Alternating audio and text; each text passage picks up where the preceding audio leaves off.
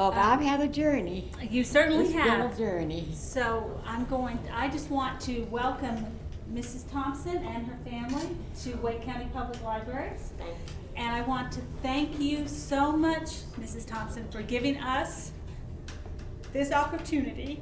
And I'm just, it is very important to the library system and very important to all of the people here that you've honored us by coming and allowing us to give you a library card. So thank you very much.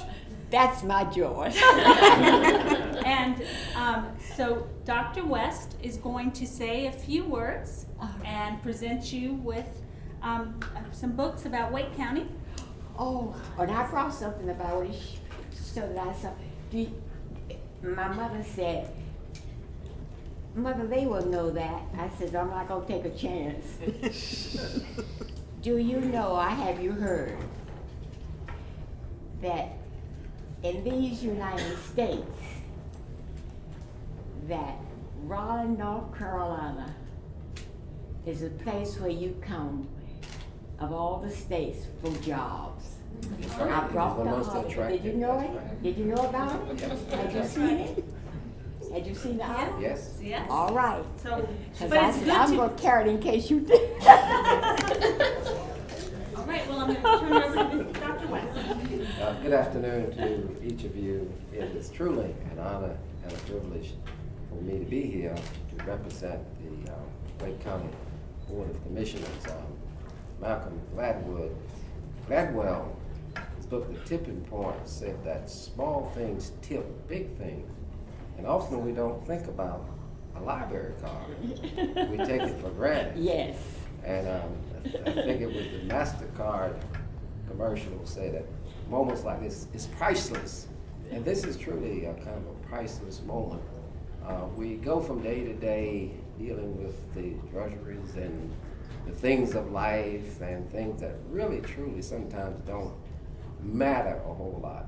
But when this was shared with me, it really touched my heart and really it motivated me and lifted my spirit to know that people like you, Ms. Thompson, who been fighting a good fight, keeping faith, and you finished the course today, I guess is another way to put that.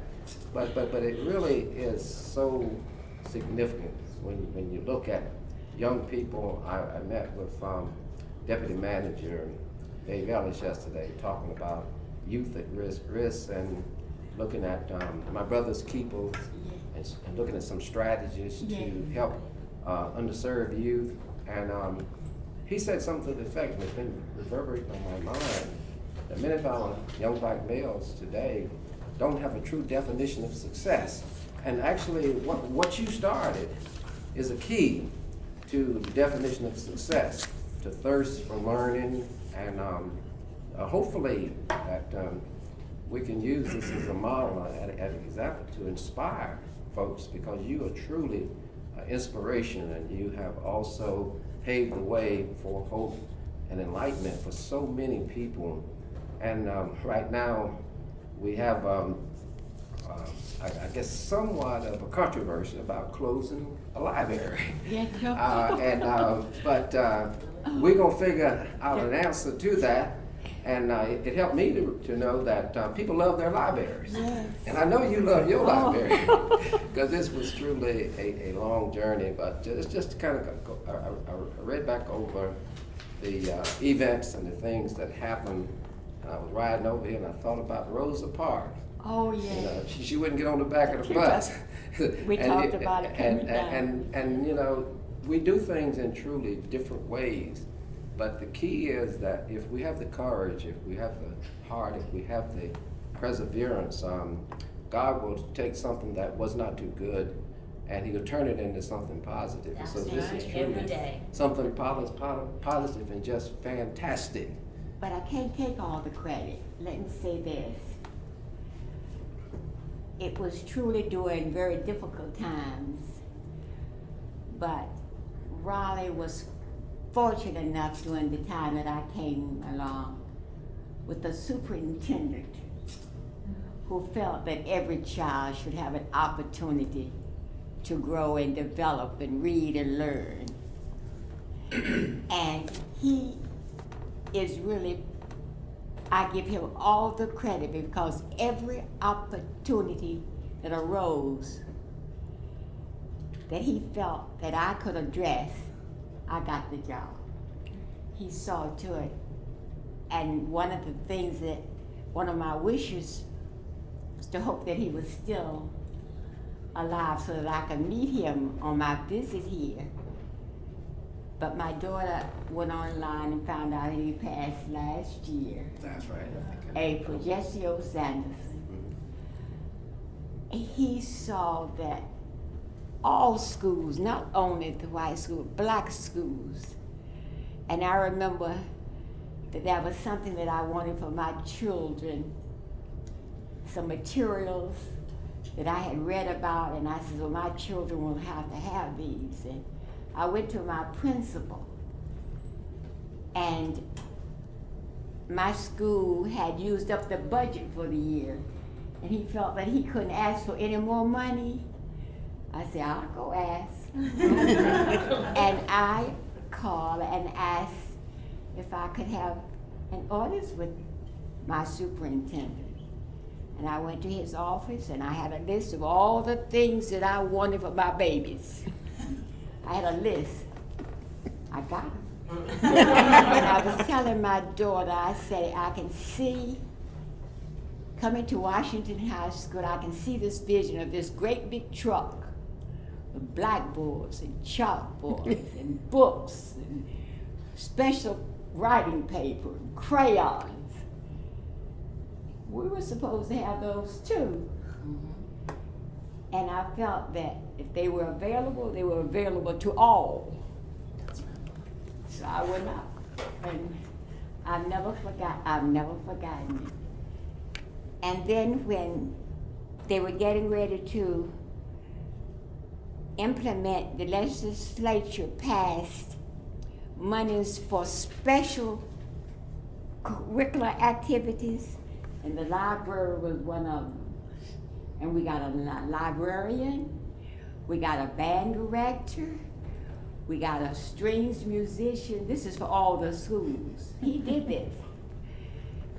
And my husband was one who got to be the first black strings director of music here in Raleigh Public School. And he was a graduate from Howard University. Reading teachers, they needed reading teachers because we have children who have special needs in reading. They can't always get it, you know. And he found out that we didn't have any, Shaw University didn't know about it, this new learning. But my superintendent had heard about it. And he came and took me out of my classroom, made reservations, put me on my first plane flight, never been on a plane in my life, and sent me to Temple University in Philadelphia to work with vets who with teaching children with reading difficulties and handicapped children. And then another opportunity arose, he knew about that. And he sent me to Chicago University to work under Gray, reading specialist there. And then brought me back here and took me out of the classroom as a permanent teacher and sent me to all the elementary schools. And I would go in, the teachers would recognize those who were handicapped and needed help. And they set up special area in every school, and the children were brought. And that's where I taught them. On the state room, the schools that didn't have space for me, put me on the stage, pulled the car. I remember one. And the News and Observer wrote it up. Fantastic. They did it, they wrote it all up. So I'm saying that I can't take all the credit, because I had somebody who knew about education of all children. And did you find out if any of his family was still here for me? I'm still looking into it. Are you still looking? Because I want to let them know what a wonderful, wonderful person he was. And I kept in touch with him for a long time, even after I went to Cincinnati. I'm not giving you a chance to ask us. Mrs. Pearl Wortham Thompson, you have answered my number 3, my number 6, and my number 8. Stop. And I attend a class in creative writing, and I'm learning to write. I write a lot of these things. And I'm gonna hurry up because I'm losing my hearing, I'm using my vision.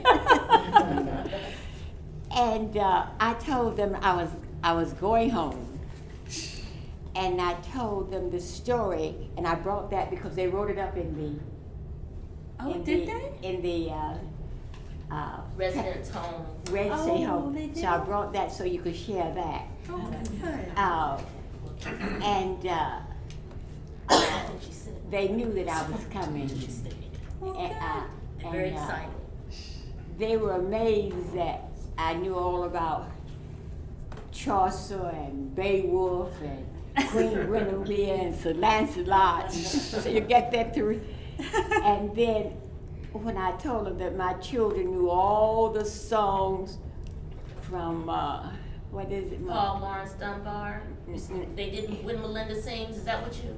Yeah, well, no. My babies, they knew every orchestral instrument in the symphony because I took them to the symphony, and I would take them to the library, and they knew every song in what's that musical that I love so?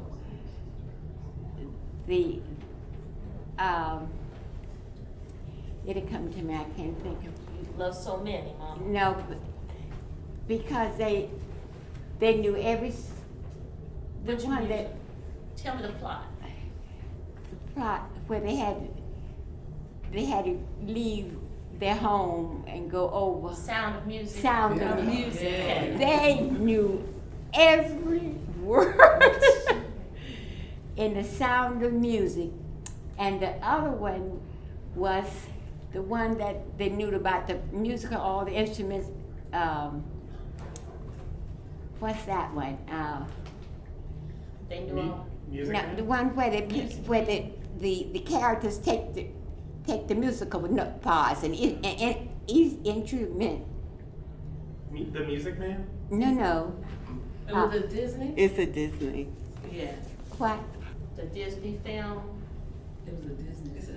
It'll come to me. Well, See, I'm losing a little bit now. I'm reaching that point. well, So- why you still have the memories. Now, if I burst out and say it, don't get We'll just interview. It'll be on the internet. We'll know it's there. We will know it's there. Peter and I told you I go. Got it. Peter and the Wolf, where all the instruments take. Yeah, that's true. And the symphony was just so beautiful that they was playing so my children got all of that. They just got everything that had to do with it. They got it. And Miss Cox-Bailey In the is going to meantime. ask you some questions. Okay. And what do you want to Just a say to few. Miss Cox-Bailey? You said when you got down here, you wanted to say one thing to her. I am so. What do you want to do? Apologize? Oh. We get so many, and you've gone through this, so many calls from people that you don't know. And you have to be very careful to whom you're talking to. And when she called and she asked for my name, she said, is this Miss Pearl Thompson? Who wants to know? Which Miss? And I said, and who are you? I must apologize because you just don't give your name and Not to anyone. And they have a habit with people who are older, you know, taking it back. And they say, and when she said, I'm coming, I understand you're coming to Raleigh.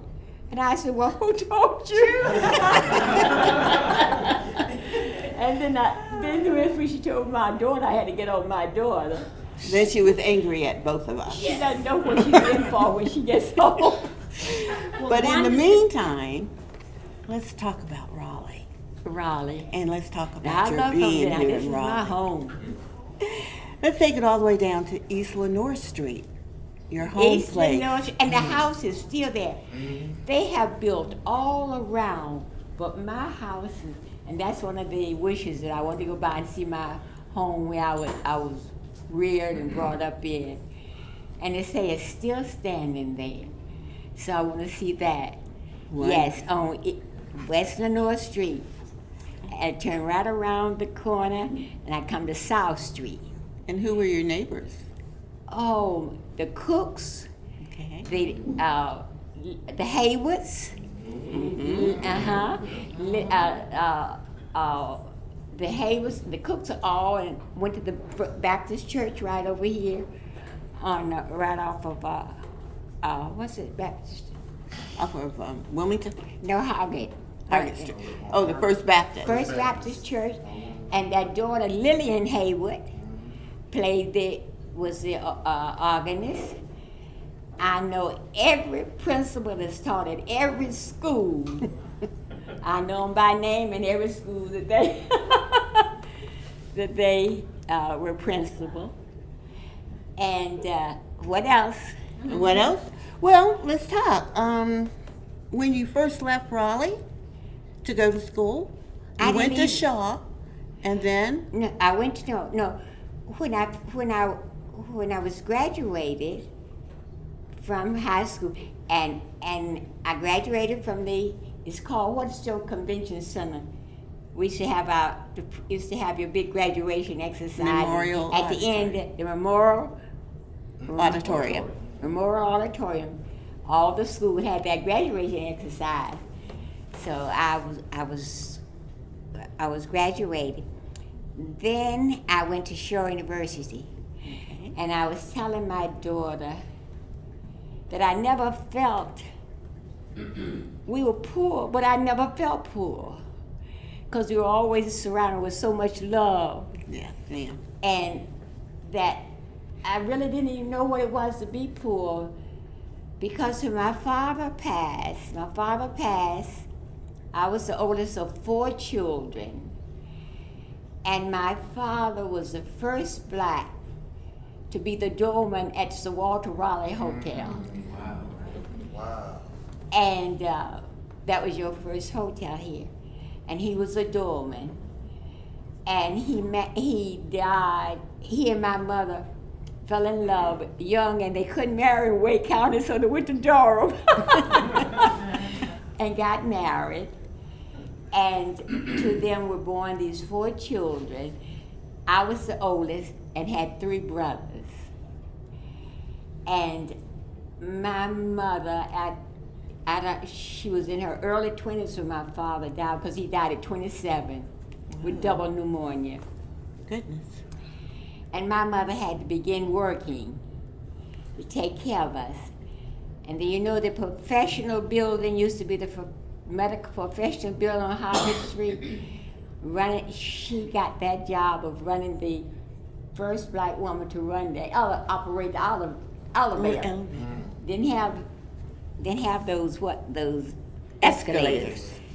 And she got a job there. And before that, do you remember the jeweler that used to be up on Fairview Street, the Levines? They had a jewelry store. My mother worked for them. And then she got that job. And I'm getting to the point that my tuition at Shaw University, during those times, she paid it on installment. Every week she would go and pay a little bit on my education. So that's why I have to value education, because I know how hard my mother had to work to see that, and all of us, my brothers, all finished high school, and 3 of us finished college, and my brother, oldest brother, became CEO at Eastman Kodak in Rochester, New York. So we've come Amazing. up. We struggle for every bit. He started at the very bottom, and and then my middle brother worked for Stromberg Carlson. You ever heard of Stromberg Carlson in Rochester, New York? He worked there, and then then I love teaching, so I became a teacher. But when I graduated from Shaw, every summer I went and took post, intersession, summer session, and post session. I went to whole session at New York University. That's what I'd like to get to. I went to New York University. So did you stay in that, New York? That was a challenge. That was quite a challenge, because then I was usually the only black, and there were just all cultures from all over the world, and that's where I got the experience, because I met people from everywhere, and I had this teacher that I took a course in anthropology. And she was dynamic. She was dynamic. Then I had another professor from Kentucky, from Tennessee. Mm-hmm. He was white, and he was fantastic. So I've had good instructors all along the way. People who pushed, well, when you were And- trained, did you bring this training back to the teachers at Washington Elementary School? I came back to Washington, and I came back to Washington School and taught here for 12 years. And- I started in first grade at Washington School, went all the way through, graduated. Then I taught 1 year away, Okay. and my mother, through the help of the doctors at this professional building, that's the reason I say I never felt that I was poor. Because I tell my daughter this, that I was the best dressed. I was the best dressed poor person you ever saw, because the doctors were so pleased that my mother, when someone would get on the elevator and say, I need a doctor for this, or I need a doctor for my eyes, I need a doctor for my hearing, or so, my mother would direct them to a specific doctor. And the doctors hearing about it were grateful. And she never had to pay for any of our medical care, because this was their payback to her for having sent other people too. So your mom was a referral Oh, service. my mother was something else. And then I got all your clothes, shoes. They clothed us, and I'm grateful for all of that. So that's the reason I had to say to you, I can't take all the credit, because I had people who loved us, who cared for us, and wanted us to see that we got the advantages that would do us. So what words of encouragement or advice would you offer young people today, those folks who have decidedly more advantages than we had coming up? I try to say to young people who are facing difficulties and confused about what's going in their world, that they have a responsibility to help make the change. There we go. And you can't do it if you're gonna have the kind of disposition or personality that is not of love and concern. It's gotta be a love it. It's gotta, because you got to love that person who hates you so bad. and know that there has been a promise said to us that it's not going to last. That there's all out of darkness is going to come light. And you've got to believe that. Oh, We do. I think this is the perfect. you've got to believe that regardless of how dark things might seem, Yes. there's always light at the end of the tunnel. Yes. But you've got to do your part. Yes. You can't sit around being angry or fighting back, because everything has to be done with love. It's Yes. got to be. That's the only way you can make it.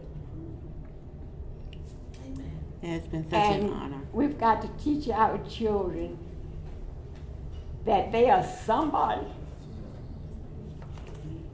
and that God created them in His image. Yes.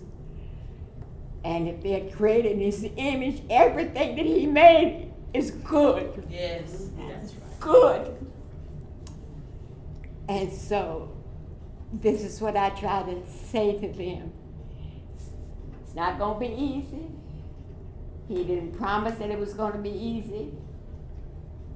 There's a struggle. But there's His promise. There's light at the end of the tunnel. That's it. And that's Thank what you you. got to believe.